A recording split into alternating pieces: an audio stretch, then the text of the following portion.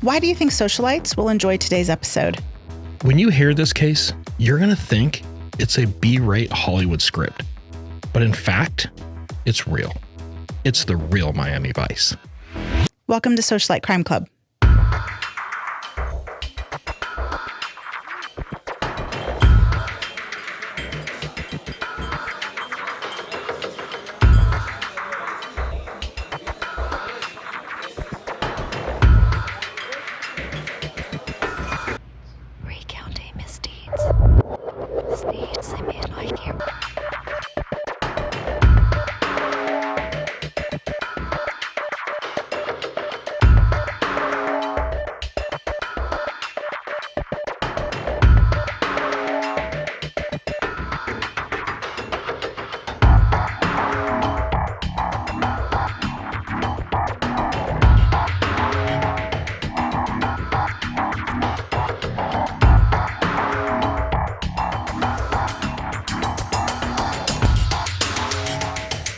Okay, we're going to start 1999 with a lovely young female, Jenny.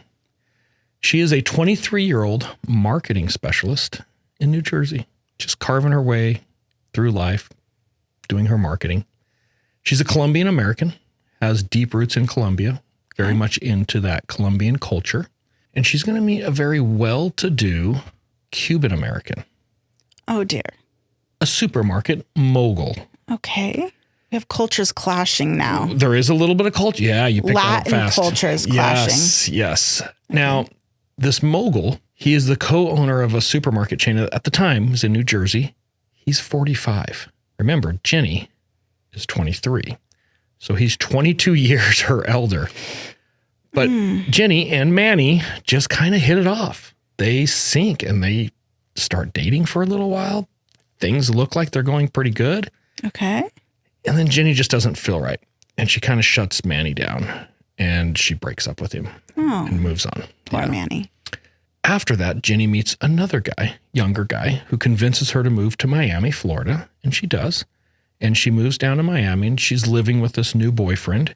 And this new boyfriend has a friend by the name of Camilo. Okay. Her and Camilo become pretty close. So just to make sure you're tracking, Jenny has a boyfriend who she's living with in Miami. Okay. Boyfriend's best friend is Camilo. Jenny and Camilo create this friendship. It's totally upfront, no shady stuff at this point. They're just friends. Okay. Her relationship is very rocky, though, with this boyfriend. It's just not working out. And as she starts to distance herself from this boyfriend, her and Camilo become very close. Not sexually, just he's kind of a confidant, somebody she can explain all of her concerns to. Okay. He's like a mentor. Yeah, kind of like a mentor, a confidant that she can divulge, her secrets to, if you will. Ultimately, it's not going to work out with the boyfriend. And she's going to break up with this boyfriend and she moves back to New Jersey. Okay. So now she's back in New Jersey. She picks up her marketing job, so she's marketing again. And lo and behold, she meets up with Manny again. Oh. So he's got this big supermarket chain. She's into marketing. And he has supermarket chains in New Jersey? New Jersey. Okay. So he's living in New Jersey at the time, and they reconnect through this marketing program that she's running for his supermarket chains. So there's kind of this little synergy, if you will, between their professional careers. Okay. And they kind of pick up dating where they left off. They actually really hit it off this time. And Manny is just madly in love with Jenny. Like, he adores her. Okay. So just really, really into Jenny. However, Jenny's got a few issues with Manny. And it kind of goes the same way it did the first time they were dating, where Jenny stops things and is like, hey, Manny. Manny has some baggage, it sounds like. You got to get your shit together, Manny, if you want to be with me. Right. So she kind of draws a line in the sand and says, hey, Manny, fix your shit. As she should. Yeah. So Manny went and got a divorce. So she told him, if you want to be with me, you have to get a divorce first, because me, you, and your wife doesn't work. Yeah. Yeah, Manny's been married this whole time. There is no you, me, and her. Yeah, Jenny basically doesn't want to be the side chick. And how long had they been dating Off prior? and on for 2 years. Oh my gosh. Okay. So, but when Jenny draws the line and is like, Manny, no, if you want to be with me, get a divorce. He takes this very seriously. Now, he has kids with his current wife. How many children does he have with his current wife? I believe he has 2. Don't quote me on that, but I believe he has 2. So for him to say, you know what, I love this woman enough, I'm getting a divorce, I'm sacrificing my marriage. So it was probably an unhappy marriage, it sounds like. I'm sure there was some issues because Manny jumped pretty quick. Right. So after Jenny draws this line, a couple months go by, and then Manny shows up at her door with divorce papers and a diamond ring. Oh, and they elope? No, they continue to date for a while, but it's Manny's sign that he's serious, if you will. Okay. Manny is also expanding his supermarket chain into Florida, and it's actually doing really well in Florida. So the supermarket chain really caters to the Latin, Hispanic market, if you will. Yeah, there's lots of those chains, especially in the Southwest. What was the name of the supermarket chain? El Presidente, or the Presidente Markets. Oh, okay. And he's doing much better in South Florida than he is in New Jersey. So they move operations down there. They move back to Miami. So Jenny's going back to Miami.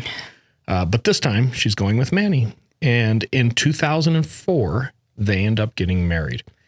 Now, I need to frame a little bit about Presidente Supermarkets. I actually found a market report, and this is like 2010. They did $700 million in business. How many chains did he have? Several, dozens and dozens. It was the fastest growing Latin/Hispanic market in the country. And they're all in Miami. Southern Florida. Southern Florida. Some of them were up in New Jersey, but most of them are in Southern Florida. But $700 million in revenue is no joke. No, it's that's not. almost a $1 billion business. Wow. So Manny is doing really well. Yeah, he's knocking out of the park. Yeah, it's important to frame this. Manny's got money. He's got a lot of money. He's also a businessman, though. He's very busy. You can imagine they're opening new stores. He's trying to manage all this, and he's kind of the guy. He has employees to deal with. Yeah, and although HR who's always calling him. Which you can imagine, the HR issues. Lots of employees. But Manny is very driven.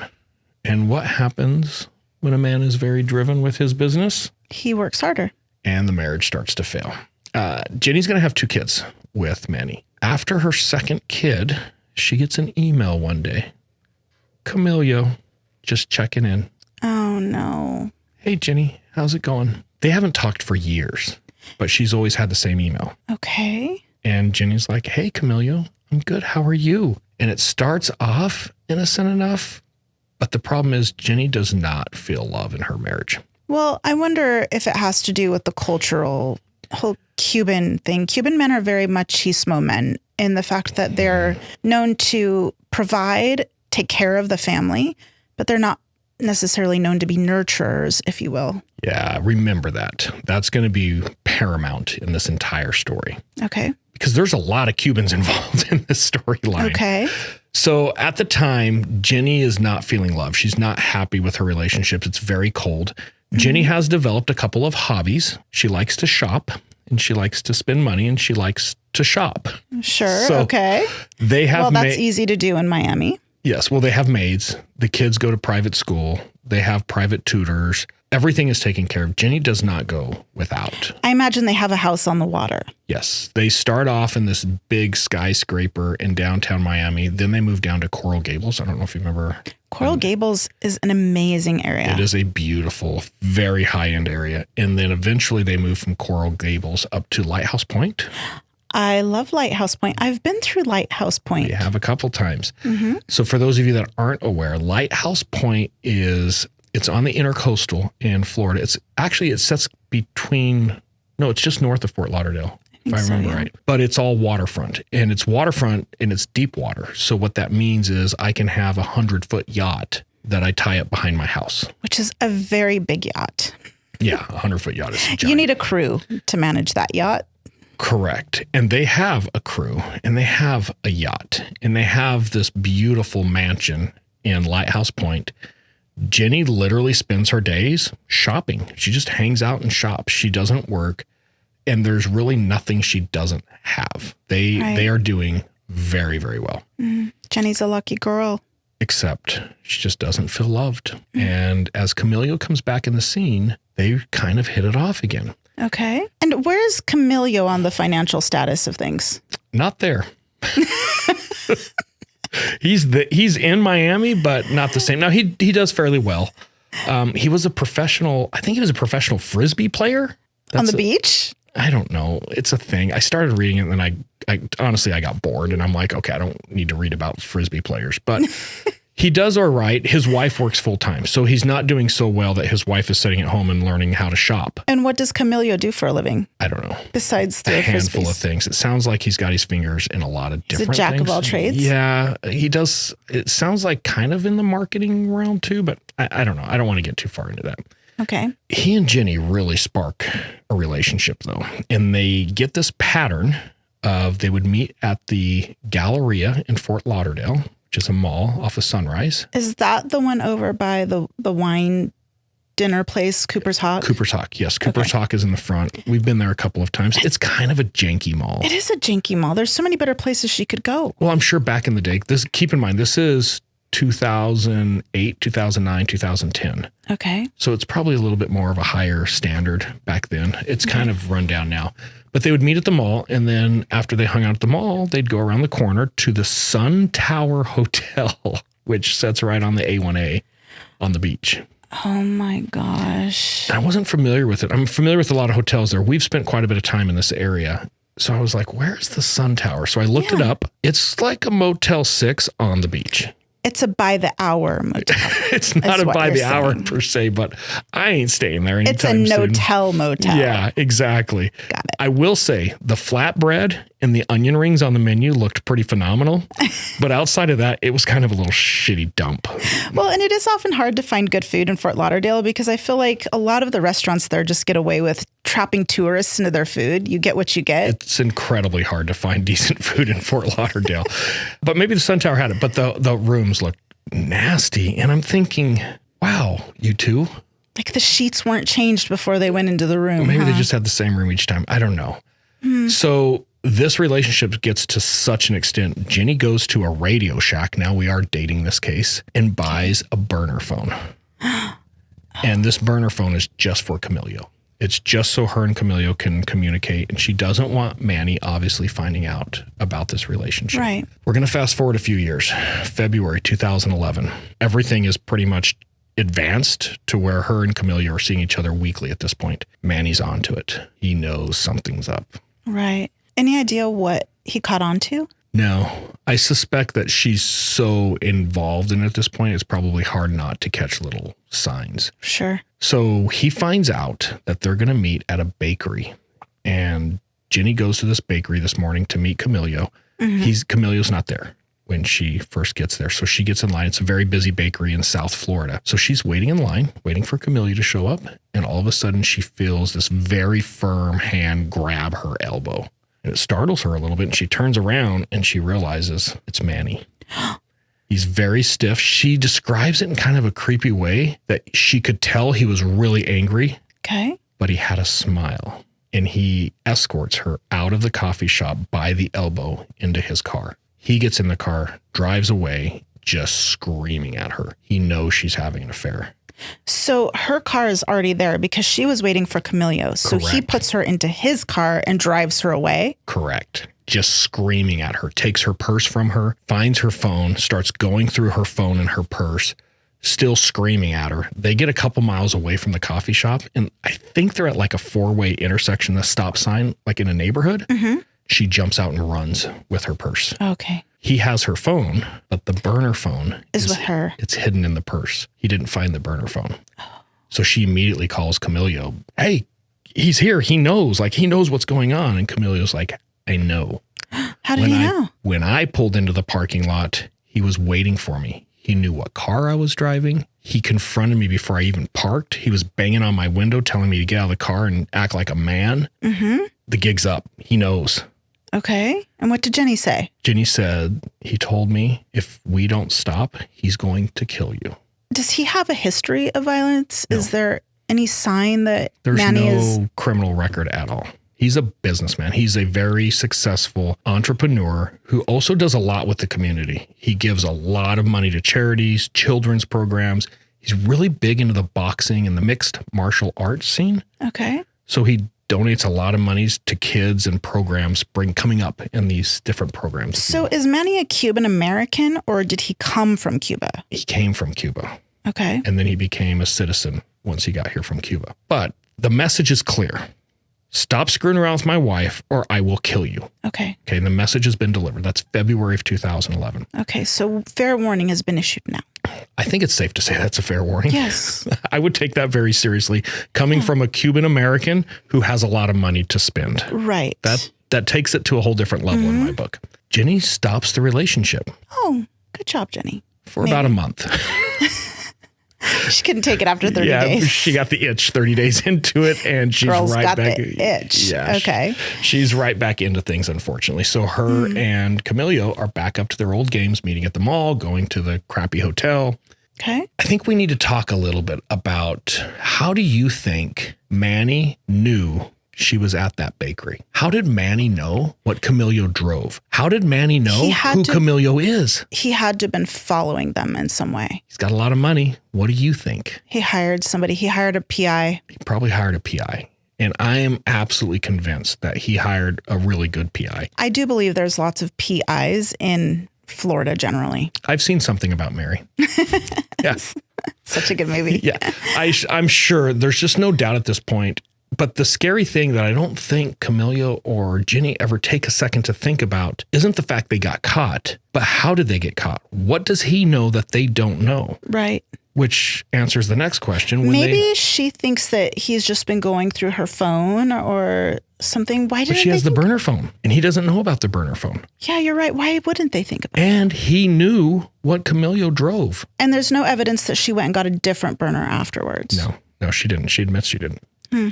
Manny has a book. He's got a whole folder file on Camilo, and it's not good, right? Like he knows what's up. So as soon as they spark this relationship up again, what do you think happens? He's going to know immediately. He knows immediately. We're going to go forward to the end of May, Memorial Day weekend. They have a beautiful yacht, by the way. I think we've talked about What kind of yacht do they have? It's an Azimut. Oh, these are really nice yachts. Yeah, Azimut. We actually have looked at Azimuts. Not that we're going to buy an Azimut. How big was the Azimut? From what I've seen in photos, I'm going to say 75 to 80 feet. It's good size. Probably like 3 or 4 staterooms. It can definitely handle some chop.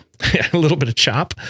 So they plan a trip to the Bahamas for Memorial Day weekend in 2011. So the last weekend of May. Okay. Jenny and the kids, Manny, the captain, crew. Jenny's father is also going to go with them. Okay. Jenny's father will later report it seemed like they were fighting the entire time, Manny and Jenny.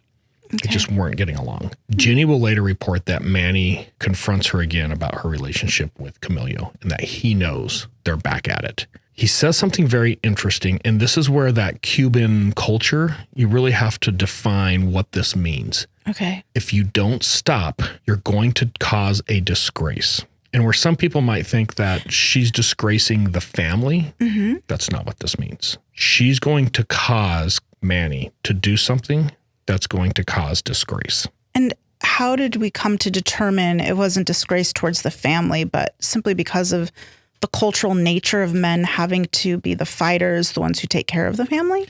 Yes. And in the Cuban culture, more so that what she's going to force Manny to do is going to cause their family to fall out of grace, if you will. So her actions are going to cause Manny to do something that's going to bring disgrace to their family, but it's her fault. And divorce isn't an option for being disgraced? A disgraceful divorce. I think I'm going to frame this a little bit differently. I've been thinking about how to do this episode because I'm kind of conflicted here a little bit. Manny loves her. Okay. He adores her. Okay. Manny's going to be villainized here in a little while. Manny does some pretty barbaric shit here in a little bit. Okay. And a lot of people have been really judgmental against that barbaric shit. Okay. I see a love story here. Divorce isn't an option because this is his thing. He loves her more than anything. He is willing to forgive her and just have his family back. And I've got to give a little bit of respect to that piece. So to Manny, no, divorce isn't an option because he doesn't want a different woman. He's very happy with his wife. He loves and adores his wife. Maybe he just doesn't want to go through another marriage, so he's just making her stick around. Why can't the man just love his wife? Well, I'm sure he can, but at the same time, if she doesn't want anything to do with him, if he loves her so much, let her go. Well, why doesn't she just leave? Well, she probably is shopping for Louis Vuittons. Yes, she probably enjoys her yacht time, I'm sure. She cannot afford this lifestyle without him. Right. So it's this really interesting dynamic where he just loves her and doesn't want to lose her, and she doesn't want to lose the cash cow. Okay. And so this makes sense. We are where we are at this point. Mm-hmm. Okay. So I'm kind of with Manny now. Yeah, I feel bad for Manny. I do. Now, Manny's going to get a little crazy. He's going to get some Cuban crazy going here in a second. This particular case has been covered by a lot of media. It's been on Court TV, Dateline's done a piece. I've seen a number of other clips. I also know there was some testimony about this. I'm going to stray a little bit from that narrative, and I cannot corroborate. I'm letting everybody know right now, I can't go out and corroborate what I'm about to tell, but I remember this when I was working this investigation. I don't know what the source was, so I'm going to tell two sides. Everybody else says there was some weather that was happening between Bahamas and Florida on May 31st, June 1st, that caused their Memorial Day trip to run late. They weren't back as soon as they had initially planned. Is this when they were with their father?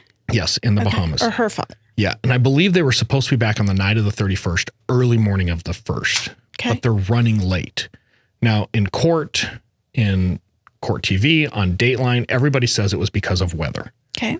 I don't remember that being a detail of this case, and it bothered me so much I looked up the weather reports. Sure. The weather was no better on the 31st, the 1st, the 2nd, or the 30th. So the fact they came back on the 1st, the weather that was in the area is the same the entire time. Well, and typically whenever you go out on your boat there, you're checking the weather anyway to make sure wind is good and everything is safe while you're out. Right. The story that I remember is there's a stingray area that's really popular just outside of the Bahamas. Mm-hmm. And the kids wanted to see the stingrays. And this is funny to me because as a parent who's done a lot of trips with kids, like you're just ready to go home and the kids are like, but Dad, we want to do whatever it is. Uh-huh. So Manny's got some shit going on the 1st, and we're going to get into all the things he has planned for the 1st. He's just trying to get home to manage his family. Okay. But he can't leave the Bahamas because of the goddamn stingrays. These damn kids. the kids just have got toss them in the water with them. Yes, the kids have got to see the stingrays. So he's running late. Okay. And that's going to be really important as we go through. So he doesn't get back to Lighthouse Point till around 2:30 p.m. Okay. When they dock the boat, he tells Jenny, I have an emergency at work. I've got to go. Jumps off the boat right into his car and leaves. He's gone. But he had some quality family time. He had some quality family time. He is going to return to the house later that night, June 1st, late at night. He returns, takes a shower. He and Jenny do not talk. June 2nd, he wakes up, gets his passport, small bag worth of just personal items, and he leaves. Never to return. Oh. Jenny Where does he doesn't know. go? Nobody knows yet. He just leaves. Jenny doesn't know that he left, but discovers his passport's gone. A handful of personal items are gone. So she's a little bit confused and conflicted, like, what is going on? He completely ghosts her. Doesn't call her, doesn't text her. He's gone. She calls out to Camilo on her burner phone. Hey, Camilo, what's up? No answer. Uh-oh. So this first day turns into the second day. No Manny, no Camilo. Oh, dear. Third day, no Manny, no Camilo. Oh. She's starting to stress. I'm going to say roughly 4 to 5 days later, she gets to a point where she's thinking, it's my opportunity. It's time for the divorce. But I do like shopping. I wonder where I stand if I get a divorce today. So she seeks out a divorce attorney. She's going to sit down and meet with this divorce attorney. And she's being very transparent. She's going to tell the divorce attorney, hey, here's what's going on. Here's my life. Where do I stand? Like, am I just broken on the curb? What do I have to lose? What do I have to gain? Do I have to go back to my old marketing job? And of course, the divorce attorney's smart attorney, and she starts asking questions. Well, hang on. Who is this lover? How long have you been with him? What do you mean you can't get a hold of him or your husband? Right. And they're talking. She's on one side of the desk in a computer. The divorce attorney's on the other, like looking at things as they're talking. And pretty soon the divorce attorney turns her screen around and shows Jenny a picture. Is this your lover? And it's Camilo. And Jenny's like, oh my God, yes. Where did you find that? It's a missing person flyer. His family has reported him missing. You would think that Jenny would have caught on a little bit by this. Jenny might not be the sharpest tool in the shed on this piece. The divorce attorney stops the entire conversation and says, look, you need to talk to the cops. All right. There's a lot going on here. Your lover has disappeared around the same time that your husband has disappeared, and that's usually not a good sign. Is it normal for divorce attorneys to get photos of missing people? I don't think it is. And I do think it's probably one of those moments as your divorce attorney career where you're like, oh shit, this isn't good. I don't want this case. So what's going to happen is we're going to have 3 separate cases collide. and I've got to try to work this through for everybody. Case number 1, we're going to go back to June 1st. Miami-Dade Sheriff's Department is working a drug interdiction task force. They're trying to interdict drugs that are being transported through southern Florida. And they're working off of Okeechobee Road. And we've been to Florida quite a bit. I don't know if you remember Okeechobee Road, but it's that road that leaves Miami kind of a northwest direction, right out into the Everglades. Like you're out in the swamp, alligator land. Yeah, they have panthers out there too. They have actually put the big fences up so the panthers don't eat you when you drive through there. Or get hit by cars as they jump over the fence. I like to think they're going to eat you. But yes, they're working this interdiction when one of these officers sees a big brush fire. Now you have to consider, they're in the swamp. Yeah. When shit burns in the swamp, something's wrong. Right. It's very wet there. Yes. So he responds to it. And as he discovers this giant fire off this little side road, very quickly he observes, oh shit, that's a body. People are going to get upset with you from Florida if you call it the swamp. It's not a swamp. It's a swamp. It's the Everglades. Which is a swamp. It feels swampy. Because but it is swampy. They don't consider it a swamp. I think we should clarify. Okay, I would love to have this conversation with you. Have you ever lived in Florida? Yes. Is it a safe statement to say you no longer live in Florida because you felt it was swampy? It was extremely humid. Too humid. Is swampy a good way to describe humid? Probably. Yeah. Okay, let's move on. It's a swamp. Okay. So he discovers this fire and he immediately recognizes, oh shit, that's a body. That is a body burning in the fire. Not only is that a body burning in the fire, it appears that his hands are restrained behind his back and his feet are tied together. Oh, he's missing a giant chunk of his neck. How far off the road was the body? About 100 yards, 150 yards. There's this little dirt road that pulls off of Okeechobee. And about maybe, like I said, 100, 150 yards back is this big fire. And there's a body right in the middle of the fire. Okay. Could he tell potentially how long the body had been burning? No. Was it since the fire high started. Flames coming from the body? Yeah, it's fully engulfed in that area at this point. So fire department's got to come out, put out everything else so that they can find the body. So is it actually creating a fire around Yes. a lot of the other Everglades area? From photos that I've seen, and I'm not going to put any of these photos in. These are gory photos. These ones are pretty bad. So I've chosen not to put them out there. Sure. I think a lot of people dump shit in this area. So there's a lot of there's like couches and Just debris everywhere. And I think what happened is all these other things caught on fire in this little debris field off of this dirt road. Oh, I see. That helps. Yeah.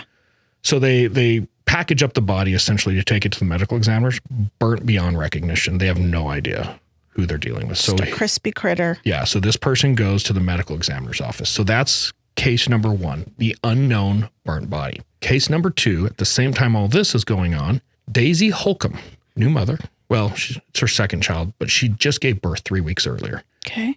June 1st, she's back to work 3 weeks after giving birth. And when she's working, and I think this is a pretty lax office environment, she's breastfeeding her 3-week-old. Okay. Her husband shows up around 10 o'clock. 3-week-old or 3-month-old? 3-week. Oh. She's back to work after 3 weeks. Oh, wow. Yeah, okay. yeah. So when I'm saying new mother, like she's her second child, but brand new baby. Husband shows up around 10 o'clock with the baby to breastfeed. And apparently this is a thing where the husband will bring the baby. The baby will stay with Daisy in the office for a few hours while she breastfeeds, puts him or down for a nap. Some bonding time. Yeah. And then husband will come back. Well, husband shows up at 10 o'clock, drops off the baby, forgets the pacifier, runs back down to the car, gets the pacifier, comes back up, gives the pacifier to Daisy, kisses her on the forehead, says he loves her and that he will be back in a few hours to pick up the baby. Okay. He never comes back. It's Camilo. It's Camilo. He never shows up again. He was dropping off the baby for her to breastfeed so that he could go meet Jenny. No, Jenny's on the yacht. This is June 1st. Oh, this is a normal thing. He's just doing his thing. He's being a good dad at this point. Now, granted, he's been banging Jenny on the side all through this pregnancy and now that the baby's born, but that's beside the point. On this particular day, he was just doing what he normally does. She files a missing persons report. They start searching different areas. Last place ever seen was at her work. They end up finding his car parked on the street just down from her work. And you know how Miami and Fort Lauderdale is, it's really hard to park in certain areas. Yeah. It appears that he parked down the street and walked to her office. Okay. So they recover the car. So they have his car, but there's no idea where Camilo is. So that's the second case is we have burnt body unidentified and Camilo as a missing person. And then, of course, your third case here is Jenny's issues, where her husband is gone, her lover is gone. She goes to the divorce attorney who shows her this flyer. Yeah. And all of this is happening. And at the same time, the flyer that Jenny is shown by her divorce attorney makes its way to the Miami-Dade medical examiner's office, where Crockett and Tubbs are working a burnt body. Now, I've got to say, I watched... Do detectives in Florida really dress like this? Some of them, yes. It is very dapper. We're going to take a minute here. I've done quite a bit of work in Florida overall, and I've done quite a bit of work with Miami-Dade. I love this agency. They're just fun. Two of their detectives there, Doug and Chris, are their real names. I'm going to dub them Crockett and Tubbs because they are just like Crockett and Tubbs. They are very dapper. And of course, Miami Vice was from the 80s, so this was very nice attire in the 80s, even though it's very 80-ish.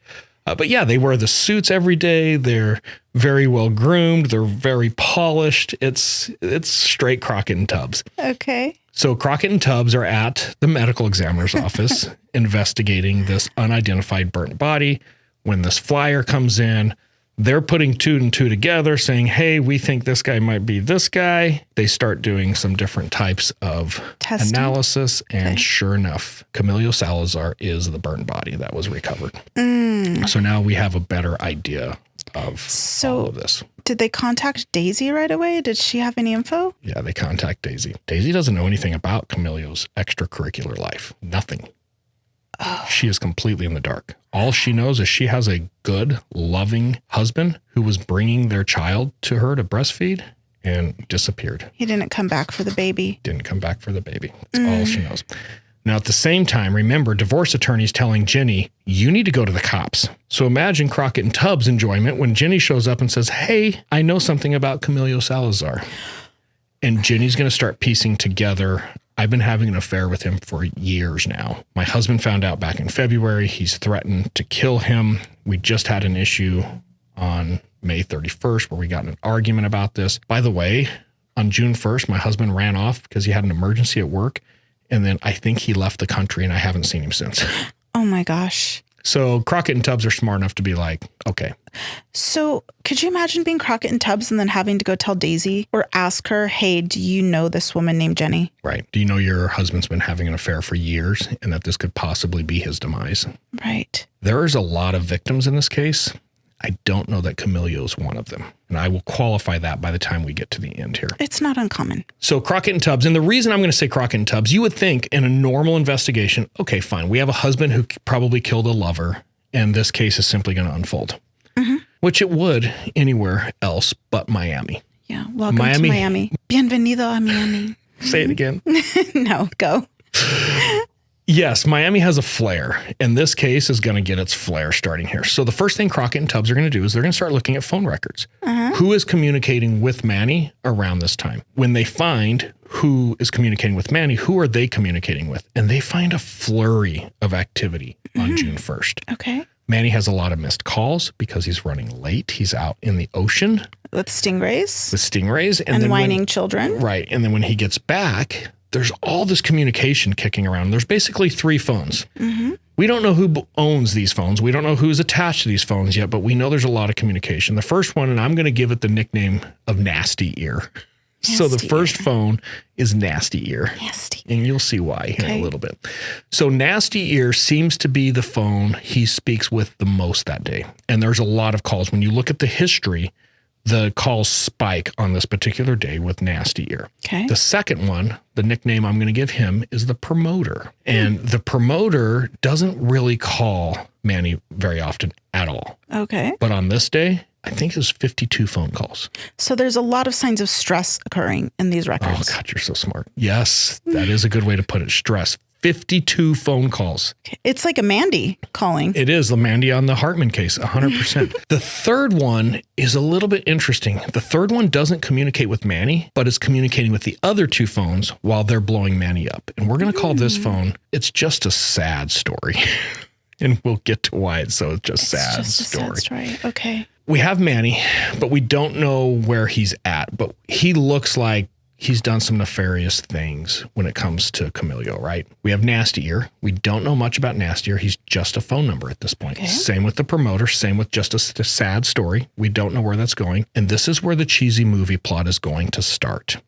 If you haven't seen Pain and Gain, which is a movie that chronicles some gym rats from the 90s who essentially kidnap and abduct this really rich guy and try to take all of his money, and then they kill this other couple. Mark Wahlberg and The Rock are the two main characters. And this happened in Miami as well. Based on a true story. This case has so many close aligning pieces with this Pain and Gain movie that it is pretty crazy. And I'm going to explain these as we go. Okay. So I'm going to give you a plot first.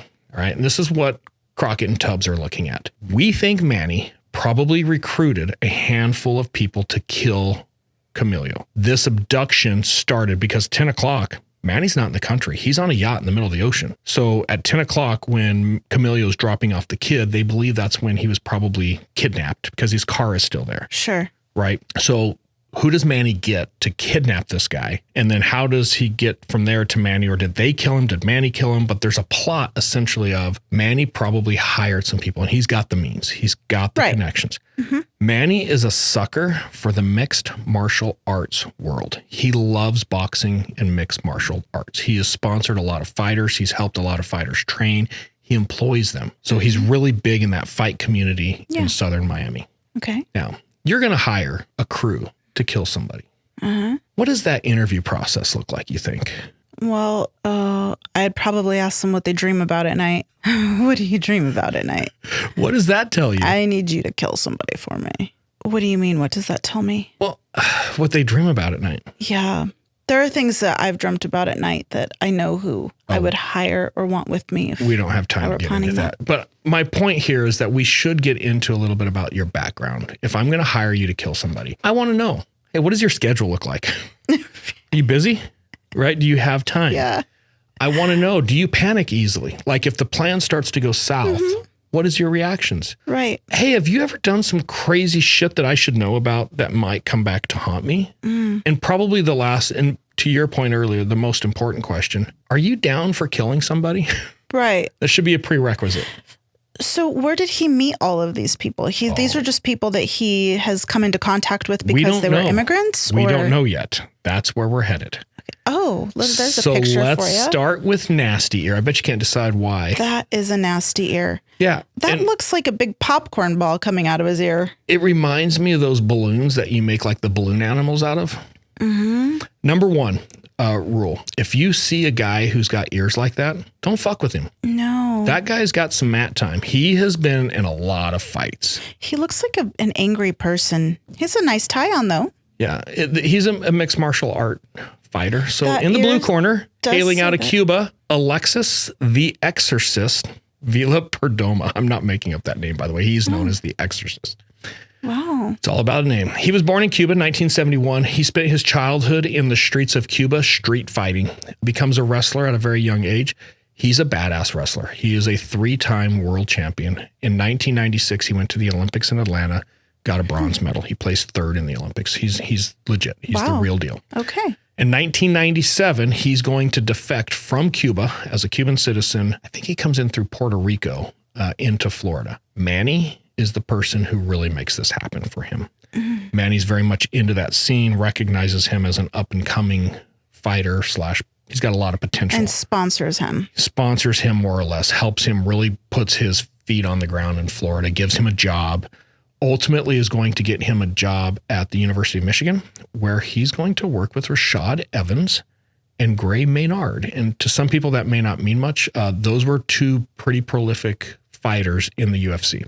Okay. So very well known in the mixed martial arts world. The Exorcist here is on his way. He's got things lined up pretty good. He's got a rich friend who's helping him get into this business. He's meeting the right people. He's got a great job. He's on the path to maybe do something great. Right. 2004, the airport incident. Vila has an SUV at this time. So the Exorcist is driving around Fort Lauderdale in an SUV. I don't know why he ended up at the airport, but he ended up at the airport. And for some reason, he decides to drive his SUV through the first set of sliding doors, the second set of sliding doors, into the lobby, through the lobby, into the Southwest ticket counter, through the Southwest ticket counter, finally embedding his SUV in the wall behind the Southwest ticket counter. Okay, wait a minute. At which point he jumps out and runs. Was he intoxicated or he just didn't like Southwest Airlines? He was not intoxicated or impaired. Now, as far as Southwest Airlines, find me anybody that does. And I've got to be honest, I have thought about driving my car through the Southwest Airlines ticket booth more than once. Not only through the ticket booth, but all the way to the tarmac. I want to take out a couple of their planes as well. So I don't blame him. And a few flight attendants. Yes, I do not blame him at all for maybe hating Southwest Airlines. Right. But a pretty weird thing. And this is 2004. So you got to remember, it's right after 9/11, a couple of years after 9/11. People are freaking out. They think it's a terrorist event. So why did he do it? Does anybody know? Because he's fucking crazy. In fact, they do a 72-hour psychological hold on him. He's not impaired. He can't explain why he did it. It's not an accident. It was very intentional. They're able to prove he's still smushing the gas. Uh-huh. So they end up charging him. Maybe his ear just hurt. My ear hurts. Okay. He's going to do 3 years in prison for this. Oh my So gosh. everything is going really well. And then he decides to take out the Southwest Airlines ticket booth and he goes to prison. Now, some people would see this as a setback, not The Exorcist. You know what you call 3 years in prison? Training camp. Yeah. And he went to training. I am not making this next part up. Too good for a movie right here. Okay. He gets out of prison and immediately goes to his first fight, knocks the dude out in no time flat. He's about to go on an MMA terror. Over the next 4 years, he has 9 big fights. These are big professional fights. These aren't he like... has zero fat on his body in that picture. Well, I think he 126, I want to say. No, he's ripped. For 126, he is stacked. Right. Over that next 4-year period, 9 fights, 9-0, 6 of them knockouts. Oh my gosh. He's doing really well. And I had to get this picture because it actually says in the background there, you can see Alexis the Exorcist. Exorcist. Yeah. His next fight, he's making it big time. They were professional fights, but they're in the lower rung, if you will. His next fight that he has scheduled at this point is September 24th, 2011. It's Bellator, which is kind of comparable to UFC. Some people be like, it's nothing like the UFC. It's something like the UFC. Bellator 51. This is his first big fight at the big time, and he's on the main card. He's not an undercard fight. He's one of the main fights for that one. So he's taking this very serious. So he goes to Las Vegas, and he is in a training camp in Las Vegas around the time all of this is happening, May of 2011. When I say all this happening, Camilo being burned. Right. So he's getting punched in the face while Manny's watching stingrays. Yeah, and it's confirmed. There is no doubt when Camilo is killed and burned, the Exorcist is in Las Vegas. He is training for this big fight. All right. However, you have to understand, he is in debt to Manny Marin so many different ways. Right. Right. He helped him come to America. He There's helped a him get his sense of loyalty citizenship. that he owes. When he was down and out, 2004, it wouldn't surprise me that it's Marin's SUV or Marin bought that SUV for him. Like, he is indebted to Manny so many different ways. So that's our first character, and he's Nasty Ear. And I got this picture. It's hard to see because he's blurry, but it's the best one I could find head on. He's looking through the cage in the octagon for the MMA fights, but it gave a really good front profile of those ears. That is terrible. And who is this one again? This is the Exorcist. Nasty This is Ear. him. Oh, his eyes don't look like him. He has nasty ears. Yeah, it's like balloon puppets. I'm telling you, that looks like a piece of popcorn, like caramel corn on his ear. All right, let's move on. The next character, introducing in the red corner, Roberto, the Latin King Isaac. He's just a shithead. Like, I would love to go on about all of his history, kind of like I just did with The Exorcist there, but he's just a punk. He's pretty much known as a local thug. He's a promoter. He hangs out a lot of these less well-known gyms, and he organizes and promotes a lot of very minor fights in the Miami area. But he has gang ties to the Latin King, so he gets a certain amount of respect because of his gang affiliation. Because of who he knows. He organized some fights for Alexis back in the days of The Exorcist, and that's how they know each other. He's in and around that scene, but I've got to be honest, I've looked at a ton of stuff with Roberto. He's just a thug. Okay. He's an old guy, too. He is an old fat thug. Like, he's not, would you consider him intimidating? No, he looks like one of those guys who would walk around Miami just hanging around at barbershops and talking to other old guys. With like only the bottom 3 buttons of his shirt buttoned. Yeah, and white linen pants. Yeah, wearing his flip-flops. With a Cuban cigar. Actually, it's not flip-flops. It's those Adidas sandals. Yeah. Yeah, the Adidas sandals. Yeah, that's for sure. kind of what he looks like. Yeah, so here's your problem. If you're Manny, and remember, this is your dream team. You have the exorcist, who can probably handle himself. Somehow you come across this guy. What are you missing on the ground in Miami? I don't know what. You need muscle. Miami muscle. Oh. So Isaac's a thug, but he's not intimidating. I was going to say brains. I was thinking, but... Oh, no. They never take the time to consider the fact that they need brains in this operation. And that's going to come... It's going to be very, very clear here in a little bit. Okay. See, that's good for you, though. Like, yes, you recognize somebody needs to know what the hell they're doing. That they skip that step. This is a sad story. This is the third person. He is what I'm going to call the Miami Muscle. His name is Ariel the Panther Gandula, also a UFC fighter. He is really ripped. How much does he weigh? What weight class does he fight in? I want to say, I know it's an oxymoron. I believe there's like a light heavyweight class. Okay. I want to say he's somewhere in between like 189 and 200. Okay. Roughly. And he has an okay. He fights professionally for a while. He's a good lower class fighter, but when he gets in the big time, he doesn't do so well. Well, you can tell because his ears look normal. Right. He doesn't have the same time. Right. I got to tell you some background on Gandula. And I got to be honest, I think Gandula is one of our biggest victims in this case. Oh, so okay. I feel bad for this guy. He was born in Cuba as well. Right. He left Cuba in 1994. And I have to frame this. They took an old Volkswagen Bug. They cut the bottom of it off. They flipped it upside down with a tarp wrapped around it, and they put it in the ocean. And he floated to the United States? He rode with a paddle in an upside down Volkswagen Bug using a tarp to keep the water from coming in. He and like 5 or 6 of his buddies, it's like 90 miles. They rode to America. They're about 3 miles off the coast. Coast Guard sees them, intercepts, and basically takes all of them. Gandula has appendicitis. He's about to die. Oh my gosh. So he goes to a hospital in Miami. The other guys... back to Cuba. It's the only thing that allowed him to stay in the United States is his medical condition. So he's in the hospital with appendicitis. They take his appendix out, and then he's basically released from the hospital, but now he's on U.S. soil. Right. Where all of his buddies got sent back. Really sad turn here. About a month or 2 later, his wife and child attempt the same crossing. How did they attempt it? Do we know? In a raft. Oh, no. They both drowned. Oh. So his wife and child died. Do you know how old his child was? I want to say between 5 and 7, based on the How old was Gandula when he made the crossing? I'd say in his mid to late 20s. Mid-20s. He's pretty young. Wow. So his wife and child died. This devastates him. Like, he goes into a pretty crazy depression for a while. This is where he gets into fighting. And he will credit his fighting and his MMA stuff to bringing him out of that depression, that black hole that he found himself in. And he's an okay fighter. He's never going to make the big time, but I think life was rough on him. Yeah. I've got a couple pictures here. The one on the left is like probably in his prime. Is that in the ring? A booking photo, the one on the right? It's one later on, yeah, when we get to the time of this case. And that photo on the right, I believe, is when he's getting ready to leave Canada. And we'll talk about that later on. But you can just see the years have been rough on him. Yeah, he looks really sad there. I think he's got a lot of reasons to be sad, and we're going to get into this more as we go.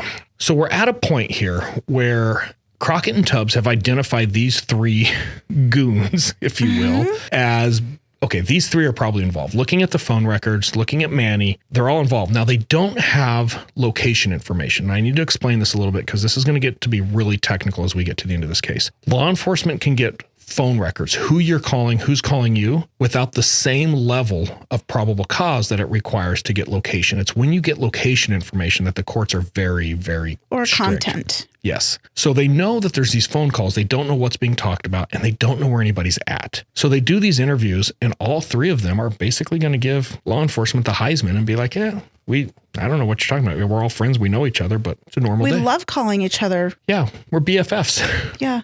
Yeah. Manny was telling us about the stingrays. Yeah. So they just didn't have enough to go off of anything. Okay. We need to go back here just a little bit too. Crockett and Tubbs do a very thorough crime scene processing of Camillo's car. Because remember, they find the car just down the street and they seize the car. From Daisy's work. Correct. There's a fingerprint on a door, on the outside of a door. Okay. They run that fingerprint. Doesn't come back to anybody. It's not in the system. So we don't know whose fingerprint it is. They do all of the interviewing. They feel like these guys are connected, but there's just nothing to tie it together. This is about to become a cold case. But Crockett and Tubbs, they're no dummies. Not your average bears, right? They know how to do homicide investigations. And I really have to give it to these guys. I've spent quite a bit of time with them now, working on a handful of different cases. And I love their creativity. I love their tenacity because they're just in it. And that's why I'm calling this Miami Vice. If you're not aware or familiar of the Miami Vice sitcom back in the 80s and 90s, you've got to go watch this. Just YouTube it. Most of them are on there. But super tenacious detectives just out there fighting the good fight, right? Right. So our Crockett and Tubbs in this one are smart enough to understand we ran that fingerprint. We didn't get any hits in the system. It's been several months now. We've furthered this investigation. Let's go run the fingerprint again. And what a lot of people probably don't realize is that when I run a fingerprint in the system, it's only checking for matches at that time.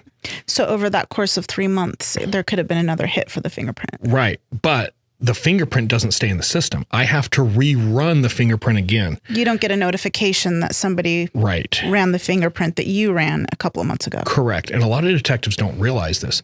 If you run a set of fingerprints and they don't hit, rerun them 6 months later, rerun them every 3 months, do whatever, but keep hitting the system. Crockett and Tubbs, like I said, are smart enough to do just this, and they rerun this fingerprint. And this time, they're going to get a hit. And it comes back to the Panther, Gandula. Oh. This is the break that they need. At this point, they realize, okay, we've got the right guy. Gandula has no reason to be touching Camillo's car. We're on the right track.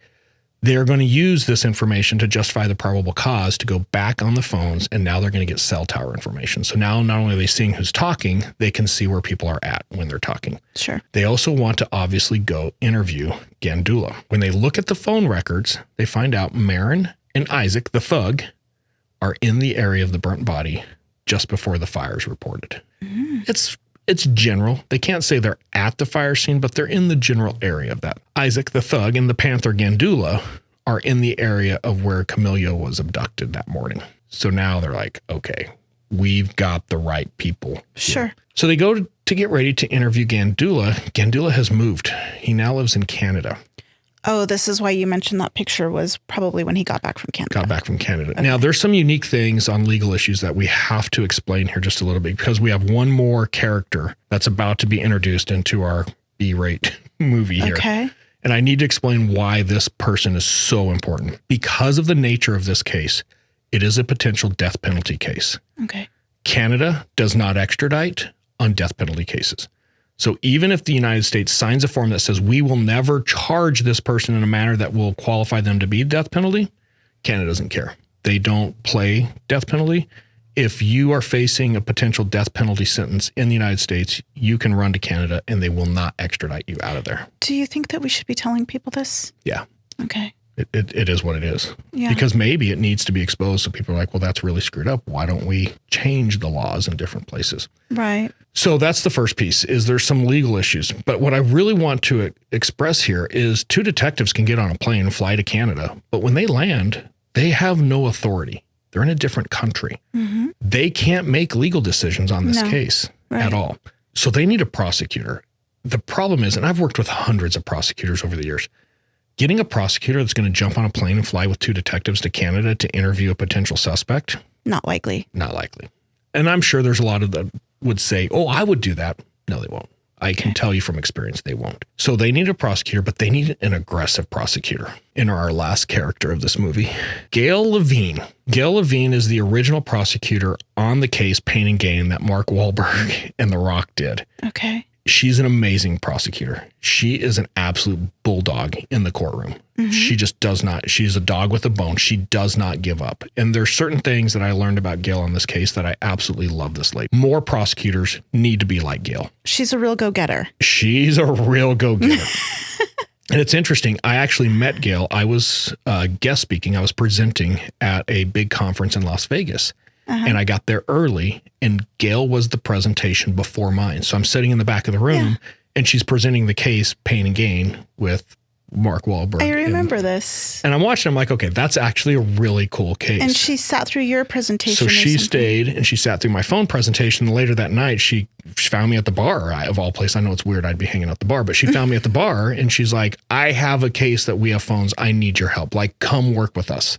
And it was this particular case. The best compliment that I can give Gail Levine is that if she ever indicted me, you would never find me. I'm running, and I'm running far and fast.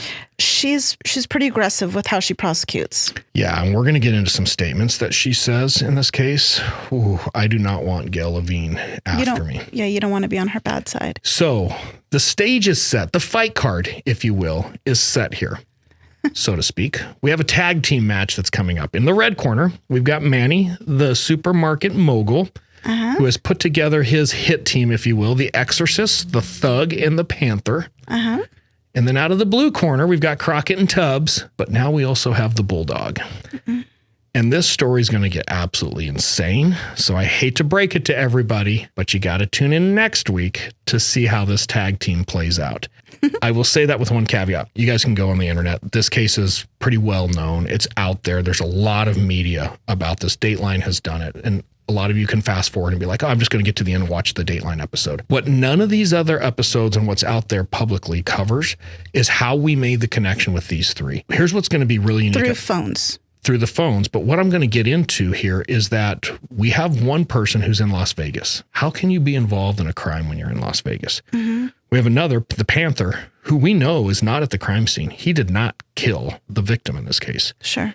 But being able to tell the story of exactly how this is going to play out and how the phones are used, we're actually going to show the presentation that we used in court to tie all this together and really tell the whole story. And it was a really long presentation from what I recall. It's probably one of the longest presentations I've ever done. I want to say I was like 250, maybe 270 slides. Well, I think the complexities of helping a jury understand the technology of a cellular investigation was one of the key things that you had to do in this case. It was very, very complex, and breaking that down to a level that anybody could understand it. So that's what part 2 is going to be. There is so much more to this story still.